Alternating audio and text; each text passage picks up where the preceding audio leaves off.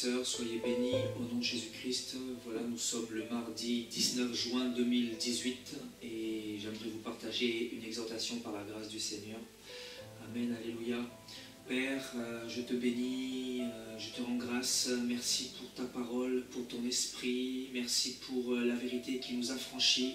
Merci d'ouvrir notre intelligence pour comprendre, Seigneur, ce que tu veux nous transmettre à travers ta parole qui est la vérité.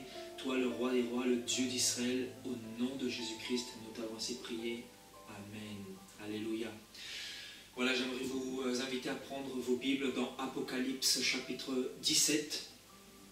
À partir du verset 1 jusqu'au verset 10. Puis un des 7 anges qui tenait les 7 coupes vint, et il m'adressa la parole en disant: Viens, je te montrerai le jugement de la grande prostituée qui est assise sur les grandes eaux. C'est avec elle que les rois de la terre se sont livrés à la débauche, et c'est du vin de sa débauche que les habitants de la terre se sont enivrés. Il me transporta en esprit dans un désert, et je vis une femme assise sur une bête écarlate, plein de noms de blasphème, ayant 7 têtes et 10 cornes. Cette femme était vêtue de pourpre et d'écarlate, et parée d'or, de pierres précieuses et de perles. Elle tenait dans sa main une coupe d'or remplie d'abominations et des impuretés de sa prostitution. Sur son front était écrit un nom, un mystère: Babylone la grande, la mère des prostituées et des abominations de la terre. Je vis cette femme ivre du sang des saints et du sang des témoins de Jésus. Et en la voyant, je fus saisi d'un grand étonnement. L'ange me dit: Pourquoi t'étonnes-tu? Je te dirai le mystère de la femme et de la bête qui la porte, qui a les 7 têtes et les 10 cornes. La bête que tu as vue était et n'est plus. Elle doit monter de l'abîme et aller à la perdition. Et les habitants de la terre, ceux dont le nom n'a pas été écrit dès la fondation du monde dans le livre de vie, s'étonneront en voyant la bête, parce qu'elle était et qu'elle n'est plus, et qu'elle reparaîtra. C'est ici l'intelligence qui a de la sagesse. Les 7 têtes sont 7 montagnes sur lesquelles la femme est assise. Ce sont aussi 7 rois, 5 sont tombés, un existe, l'autre n'est pas encore venu, et quand il sera venu, il doit rester peu de temps. Alléluia, amen, gloire à Dieu. Ici, dans ce chapitre de l'Apocalypse 17, Jean a bien évidemment vu une grande prostituée qui était assise sur des grandes eaux. C'est avec elle, nous dira-t-il, que les rois de la terre se sont livrés à la débauche, et c'est du vin de sa débauche que les habitants de la terre se sont enivrés. Donc cette grande prostituée représente bien évidemment le gouvernement de Satan.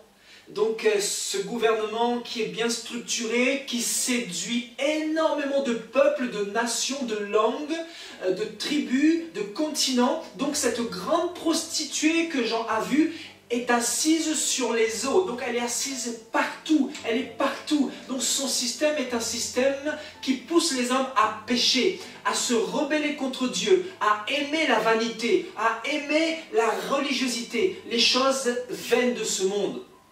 Alléluia, à être orgueilleux également. Donc, il dira que cette grande prostituée a embarqué avec elle, par la séduction, tous les rois de la terre qui se sont livrés avec elle à la débauche, ainsi que tous les habitants de la terre. Donc, cette femme a un pouvoir de séduction terrible, frères et sœurs. Et il dira au verset 3, « Je vis cette femme assise sur une bête écarlate, pleine de noms de blasphème, ainsi que 7 têtes et 10 cornes. » Cette femme était vêtue de pourpre, d'écarlate, parée d'or, de pierres précieuses et de perles. Donc Jean va voir une femme ayant sur elle beaucoup d'or, beaucoup de pierres précieuses, beaucoup de perles. Et cette femme était habillée de pourpre et d'écarlate. Donc le pourpre, bien évidemment, ça nous rappelle un peu le Vatican, donc la couleur un peu rouge. Et toute cette or, ça nous rappelle également toutes ces cathédrales, toutes ces églises que nous voyons aujourd'hui, ces églises évangéliques qui nous prêchent cet évangile de prospérité. Donc Jean va voir cette grande prostituée qui souille toutes les nations, et bien évidemment ainsi que toutes les églises d'aujourd'hui, de 2018. Donc souvenez-vous dans Luc 4, quand Satan va essayer de séduire Jésus-Christ, il lui dira « Si tu te prosternes devant moi et m'adores, je te donnerai tous les royaumes de ce monde, car ces choses-là m'ont été données et je les donne à qui je veux. » Donc, bien évidemment, ces royaumes représentent toute cette richesse, toutes ces pierres précieuses, toute cette or, tout ce pétrole, toute cette gloire éphémère, tout ce que le monde peut offrir, frères et sœurs. Alléluia. Donc, cette femme était remplie de richesses. Elle avait tous les attributs pour séduire tous les peuples de ce monde. Et d'ailleurs, aujourd'hui, nous voyons effectivement les nations qui sont séduites par cette grande prostituée.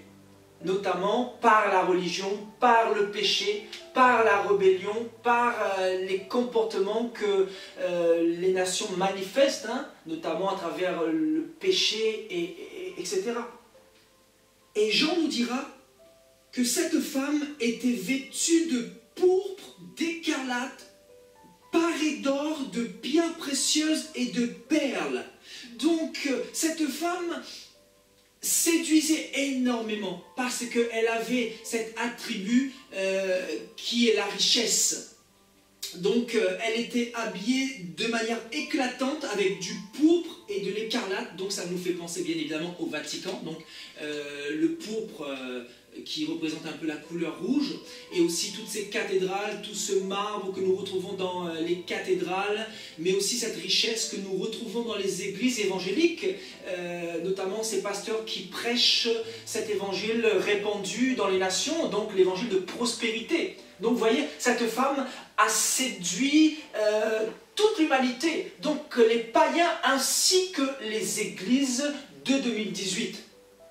Alléluia. Donc c'est elle qui est derrière cela, frères et sœurs. Et on nous dit qu'elle est parée d'or, de pierres précieuses et de perles. Et bien évidemment, ça nous fait penser à Lucifer, qui avait toutes ses richesses au ciel. Et quand il va chuter, ben, il va tomber avec toutes ces richesses-là. Et donc, il va utiliser justement ces richesses-là pour séduire les hommes de ce monde et embarquer avec lui le maximum de personnes en enfer. Alléluia.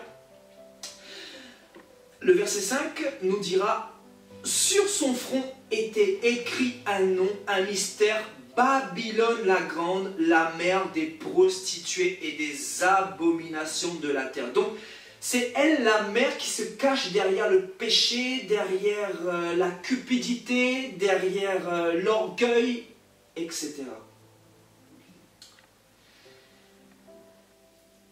L'ange dira à Jean, « Pourquoi t'étonnes-tu » Parce que Jean était profondément étonné de cet envoûtement qui se dégageait à travers cette femme.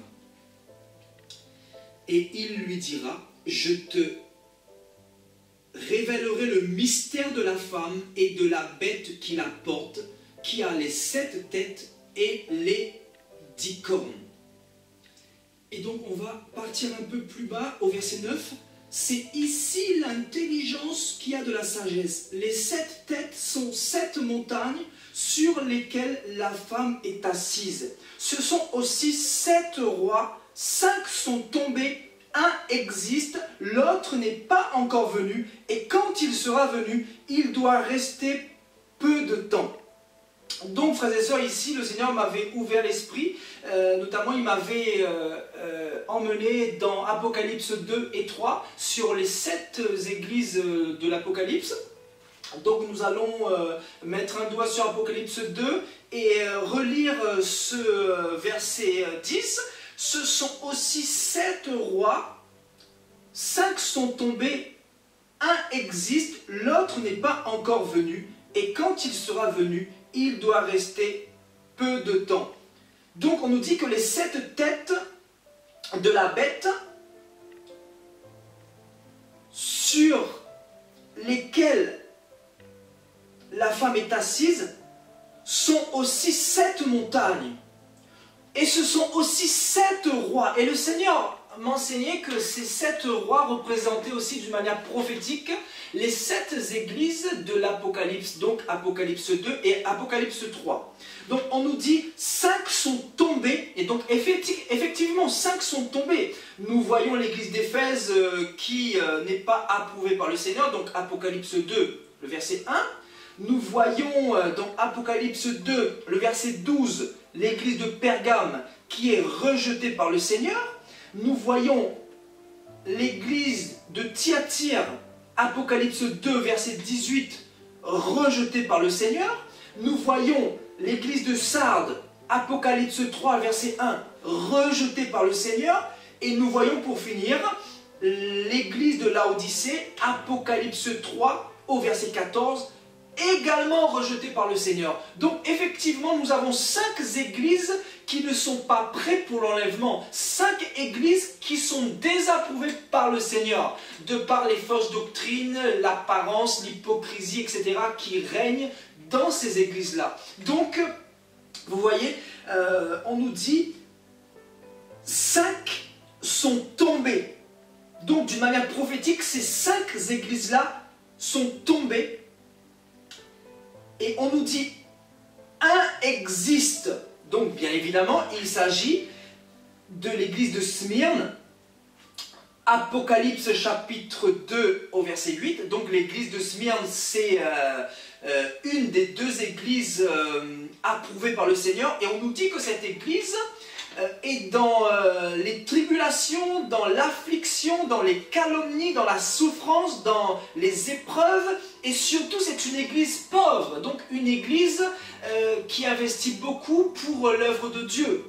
Et donc cette église, bien évidemment, d'une manière prophétique, représente l'église qui est sur la terre actuellement. Donc l'église d'avant l'enlèvement, frères et sœurs. Important de le souligner. Amen. Donc l'église actuelle qui se prépare pour les noces de l'agneau. Parce que nous savons que bientôt nous allons être enlevés pour être avec le Seigneur pendant 7 ans pour les noces de l'agneau. Alléluia. Et ensuite viendra la grande tribulation. C'est-à-dire quand l'enlèvement aura lieu, il y aura la grande tribulation dans le monde. Et les chrétiens de la grande tribulation traverseront justement cette période-là. Et donc on nous dit, un existe, l'autre n'est pas encore venu. Donc l'autre, bien évidemment, il s'agit de l'église de Philadelphie. Donc Apocalypse chapitre 3 au verset 7. Cette église, le Seigneur dira au verset 10, « Parce que tu as gardé la parole de la persévérance en moi, je te garderai aussi de l'heure de la tentation qui va venir dans le monde entier pour éprouver les habitants de la terre. » Donc cette église, c'est l'église qui va passer la grande tribulation. Donc les chrétiens qui vont passer la grande tribulation. Donc cette église sera bien évidemment sauvée par le Seigneur, mais à travers l'épreuve, à travers les tribulations, à travers la persécution. Alléluia. Donc prophétiquement, cette église qui n'est pas encore venue, c'est bien évidemment l'église de Philadelphie. Alléluia. Et quand il sera venu, il doit rester peu de temps. Alléluia. Parce que peu de temps, tout simplement parce que l'Antéchrist va pourchasser tous les chrétiens qui vont refuser la marque de la bête. Donc, beaucoup de chrétiens seront tués à ce moment-là. Alléluia. Gloire à Dieu. Donc, 5, effectivement, 5 sont tombés, un existe et l'autre n'est pas encore venu. Donc on nous dit que la grande prostituée est assise sur ces 7 rois, qui représentent prophétiquement les 7 églises d'Apocalypse 2 et 3. Donc cette grande prostituée a pénétré toutes les assemblées, toutes les églises pour essayer de contaminer le maximum de chrétiens. C'est pour cela que le Seigneur dira: sortez du milieu d'elle, mon peuple, c'est-à-dire Babylone, afin que nous ne participions point à sa prostitution, à sa débauche, frères et sœurs. Parce que le Seigneur, bien évidemment, ne se trouve plus dans les assemblées d'aujourd'hui, qui sont profondément paganisées, profondément souillées par la cupidité, par l'amour de l'argent, par l'idolâtrie, par les fausses doctrines, par toutes ces choses-là, frères et sœurs. Amen. Donc, on nous dit que cette grande prostituée qui était vêtue de pourpre et d'écarlate, parée d'or, de pierres précieuses et de perles, est assise sur ces 7 églises d'Apocalypse 2 et 3. Alléluia. Et bien évidemment, l'église que nous retrouvons aujourd'hui, c'est l'église des richesses. Quand nous regardons dans le Vatican, nous regardons dans les églises catholiques, nous voyons cette richesse qui est flagrante. Également dans les églises évangéliques, nous voyons que l'attrait est porté vers l'argent, vers l'aspect financier, vers l'aspect matériel, vers les bénédictions terrestres et charnelles. Donc c'est l'église qui est issue de cette grande prostituée. Donc cette grande prostituée souille les nations afin de contaminer le maximum de personnes. Donc aujourd'hui, on a beaucoup de chrétiens qui recherchent plus les miracles que de se préparer pour le retour de Jésus-Christ. Donc on comprend que la grande prostituée a beaucoup travaillé et elle a travaillé d'une manière efficace, frères et sœurs. Alléluia. Parce qu'elle a séduit beaucoup de chrétiens par ses richesses, par ses pierres précieuses, par ses perles, par ses accoutrements extérieurs, frères et sœurs. Alléluia. Donc nous allons partir dans Jean chapitre 2. Jean chapitre 2.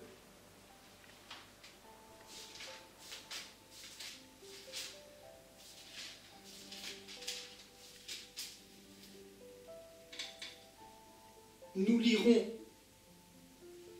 à partir du verset 13. La Pâque des Juifs était proche et Jésus monta à Jérusalem.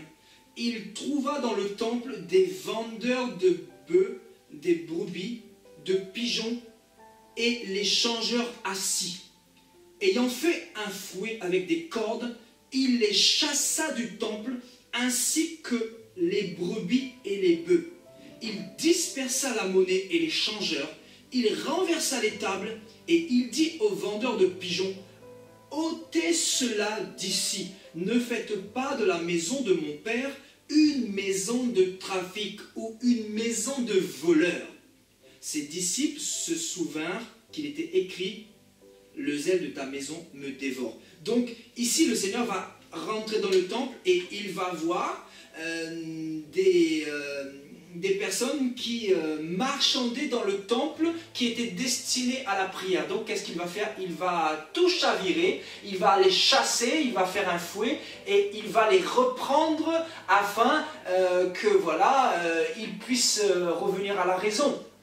Parce qu'ils étaient profondément dans l'égarement. Alléluia, parce qu'ils étaient tombés justement sous le piège de cette grande prostituée. Donc ils étaient souillés par cette grande prostituée-là. Parce que cette grande prostituée a contaminé ces personnes-là et ils sont venus dans le temple pour vendre, pour marchander, pour faire du commerce dans la maison de Dieu, frères et sœurs. Donc c'est ainsi que le Seigneur va les reprendre et d'une manière radicale. Alléluia. Donc nous comprenons que Jésus-Christ est contre le commerce dans l'endroit où il y a la prière, dans le temple, dans les églises, on peut appeler ça comme on veut, bien que aujourd'hui nous sommes le temple du Saint-Esprit, nous sommes l'église de Jésus-Christ. Donc Jésus n'a pas changé, nous dira Hébreux chapitre 13, il est le même hier, aujourd'hui et éternellement. Donc si Jésus-Christ a chassé les vendeurs du temple il y a 2000 ans, imaginez aujourd'hui. Aujourd'hui, les églises sont devenues des commerçants, des voleurs, des marchands ambulants, qui vendent l'huile d'onction, qui vendent les miracles, qui vendent les bénédictions, qui vendent des chapelets, qui vendent des images taillées, qui vendent des médaillons à l'effigie du pasteur, qui vendent toutes sortes de marchandises pour pervertir les chrétiens qui n'ont pas la connaissance. Parce que si les chrétiens avaient la connaissance de ce que Jésus-Christ avait fait dans Jean 2, beaucoup n'accepteraient pas d'être dans ces milieux-là, qui sont souillés par cette grande prostituée, cette entité démoniaque qui possède toutes ces richesses-là, frères et sœurs. Alléluia. Donc aujourd'hui, les églises, ont passé un cap vraiment extrême. Et si Jésus-Christ devait venir aujourd'hui visiter nos assemblées, je crois que ça serait plus un fouet qu'il faudrait, mais ça serait des bombes nucléaires pour tout chavirer. Mais bon, vu que le Seigneur est en train de retirer ses enfants des églises, donc il est en train de les préparer, et bien évidemment, il ne les prépare pas dans les assemblées, mais à l'extérieur, c'est-à-dire dans le désert. Parce que le Seigneur va juger justement ce système de la grande prostituée. Alléluia. Alléluia, gloire à Dieu. Donc on va partir dans Jérémie chapitre 51.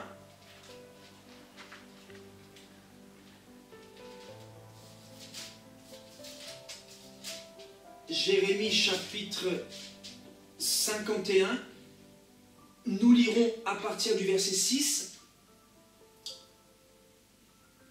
Fuyez de Babylone et que chacun sauve sa vie, de peur que vous ne périssiez dans sa ruine. Donc on nous parle de ruine. Alléluia. Donc Babylone sera jugée par le Seigneur.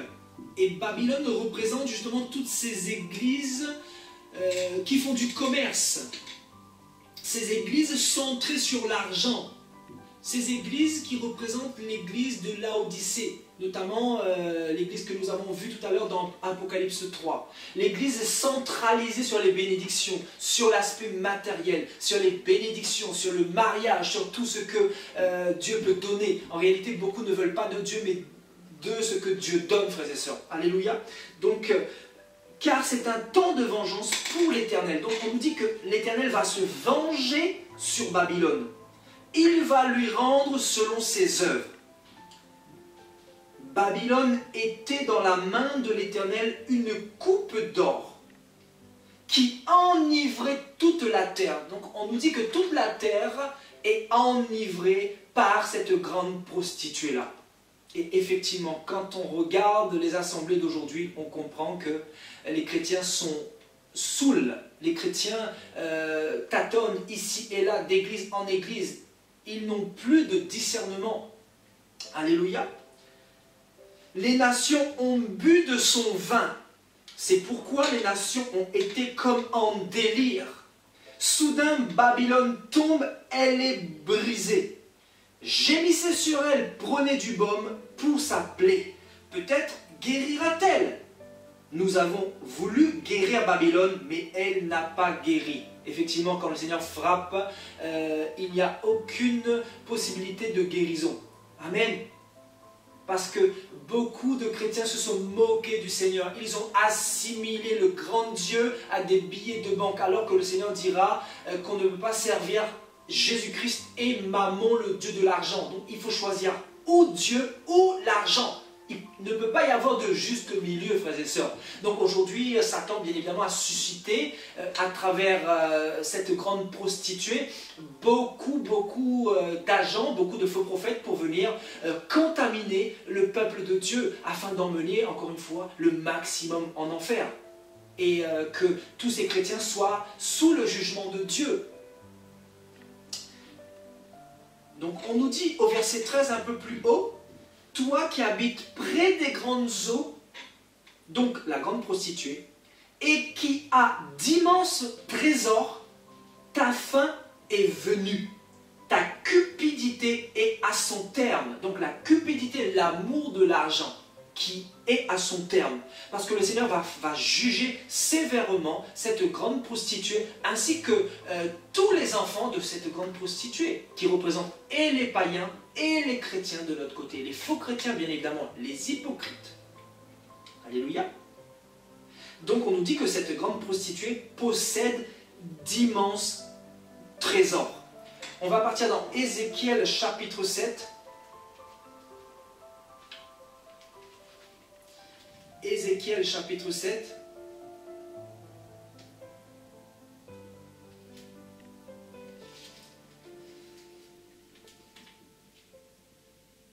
Au verset 19. Ils jetteront leur argent dans les rues, et leur or sera pour eux un objet d'horreur. Leur argent et leur or ne pourront les sauver au jour de la fureur de l'Éternel. Ils ne pourront ni rassasier leur âme, ni remplir leurs entrailles, car c'est ce qui les a fait tomber dans le péché, dans l'iniquité. L'argent, frères et sœurs, et bien évidemment ici il s'agit du peuple d'Israël qui est tombé dans le péché par l'amour de l'argent, par la cupidité.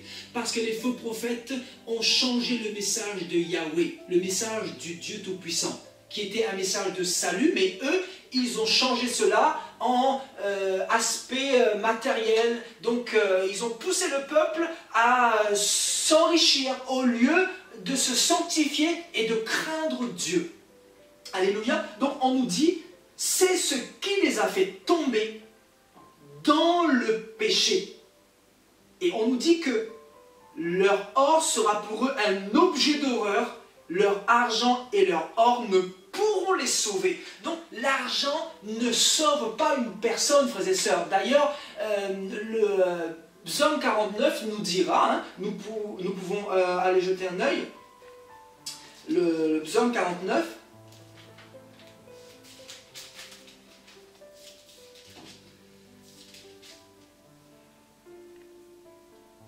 au verset 8, ils ne peuvent se racheter l'un l'autre, ni donner à Dieu le prix du rachat. Le rachat de leur âme est cher et n'aura jamais lieu. Ils ne vivront pas toujours. Ils n'éviteront pas la vue de la fosse. Car ils la verront, les sages meurent, l'insensé et le stupide périssent également. Et ils la laissent à d'autres leurs biens. Ils laissent à d'autres leurs biens.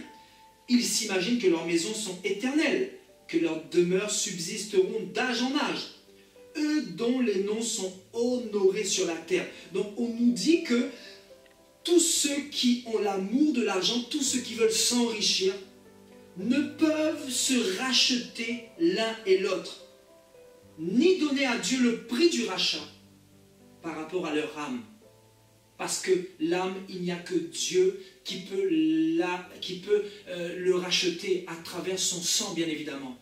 Amen. Donc l'âme d'une personne se rachète à travers le sang de Jésus-Christ. Tandis que ces personnes-là veulent acheter Dieu avec l'argent, avec des billets de banque, ayant l'effigie des rois de ce monde, des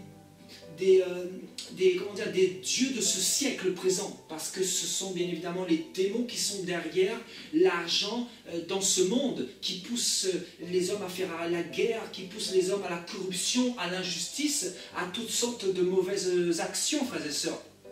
Alléluia. Donc nous allons partir dans Jérémie, pour terminer, Jérémie chapitre 8.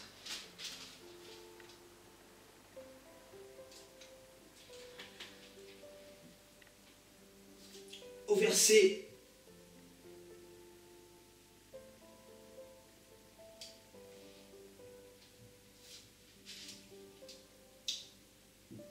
10, c'est pourquoi je donnerai leurs femmes à d'autres, et leurs champs à ceux qui les posséderont. Car depuis le plus petit jusqu'au plus grand, tous sont avides de gains d'argent. Depuis le prophète jusqu'au sacrificateur, tous usent de tromperie. Donc, les choses n'ont pas changé, nous dira Ecclésiaste. Ce qui a été hier, c'est ce qui est aujourd'hui. Les prophètes usent de tromperie pour voler le maximum de chrétiens, pour dépouiller le peuple de Dieu. Au lieu de se donner eux-mêmes pour le peuple de Dieu, pour préparer le peuple de Dieu, au lieu de donner de leur propre temps, de leur propre argent pour faire avancer l'œuvre de Dieu, ce sont eux qui dépouillent les pauvres brebis qui recherchent des solutions. Et comme les brebis n'ont pas d'intimité avec le Seigneur dans le secret, comme les brebis n'ont pas suffisamment de connaissances, elles continuent à se faire tondre malencontreusement et beaucoup finiront dans le feu éternel parce qu'ils ont plus recherché les hommes que ce que Dieu dit à travers sa parole. Et nous savons encore une fois que l'argent ne peut pas racheter l'âme de quelqu'un. Jésus-Christ dira: que sert-il à un homme de gagner le monde s'il perdait son âme? Que sert-il à un homme de gagner le monde entier, d'avoir des richesses, d'avoir de la renommée, d'avoir de la gloire, d'avoir des grandes églises, d'avoir 10 000 fidèles, si c'est pour aller en enfer au final? Est-ce que cela en vaut-il la peine, frères et sœurs? Je pense que les vrais enfants de Dieu vont se remettre en question en regardant cette vidéo. Et les faux chrétiens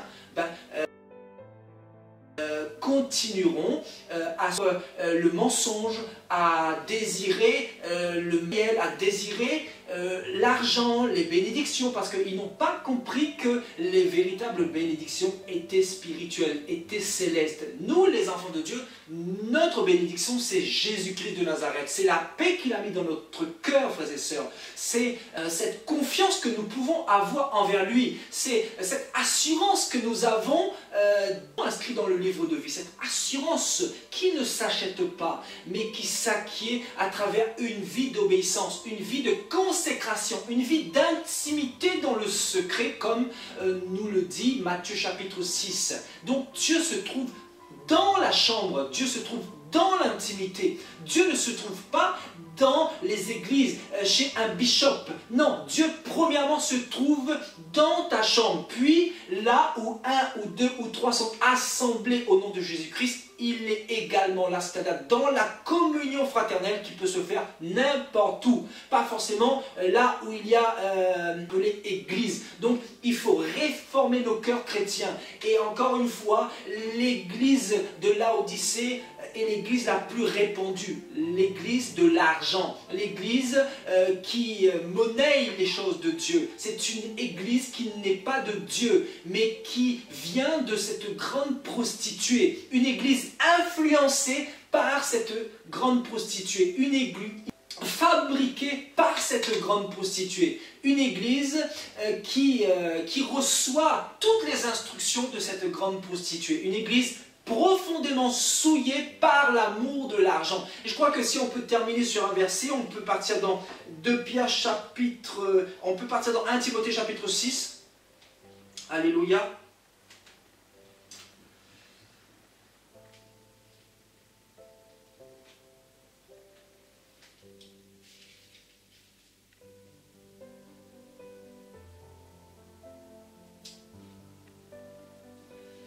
On lira au verset 6, donc 1 Timothée chapitre 6 au verset 6, car en effet, c'est une grande source de gain que la piété avec le contentement, car nous n'avons rien apporté dans le monde et il est évident que nous n'en pouvons rien emporter.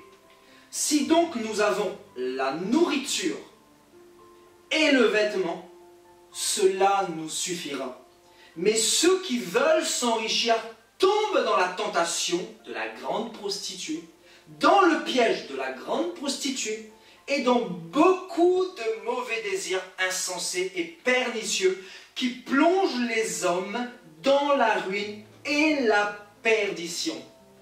Donc cela me conduit à dire, recherchons premièrement le royaume des cieux et sa justice, recherchons la présence de Jésus-Christ qui est la plus grande richesse, parce que tu peux avoir l'argent, mais si tu n'as pas la présence de Dieu, tu seras vide. Et alléluia. Donc dans ce temps particulièrement difficile, je pense que les chrétiens ont besoin de comprendre ce que Jésus-Christ attend d'eux. Nous sommes dans le temps de l'enlèvement de l'Église et nous vivons une apostasie qui est tellement répandue, et le Seigneur nous l'a dit, hein, que cette apostasie devait arriver dans 2 Thessaloniciens chapitre 2. Donc il faut que l'apostasie soit arrivée auparavant et qu'on ait vu paraître le système de l'homme impie, le système de la cupidité, de l'argent, le système du péché, le système de l'hypocrisie qui est à son summum, à son paroxysme. Et nous y sommes, frères et sœurs. Nous sommes à l'aube de l'enlèvement de l'Église. Donc le Seigneur est en train de faire le tri encore une fois. Donc que celui qui se sanctifie encore, que celui qui recherche les bénédictions, recherche encore d'autres bénédictions, que celui qui veut s'enrichir et dépouiller le peuple de Dieu, donc continuez à vous enrichir et à voler le peuple de Dieu. Quoi qu'il en soit, le Seigneur va juger Babylone. Et Babylone, c'est tout ça, c'est toutes ces églises impudiques, ces églises de voleurs, ces églises de trafiquants, ces églises de marchands du temple, ces églises qui vous promettent la liberté alors qu'eux-mêmes, ils sont esclaves de la corruption, frères et sœurs. Voilà, je pense que j'ai terminé pour aujourd'hui. Que le Seigneur vous bénisse et que le Seigneur vous donne le discernement, frères et sœurs. Restez dans sa présence et que le Seigneur vous éclaire. Au nom de Jésus-Christ. À la prochaine.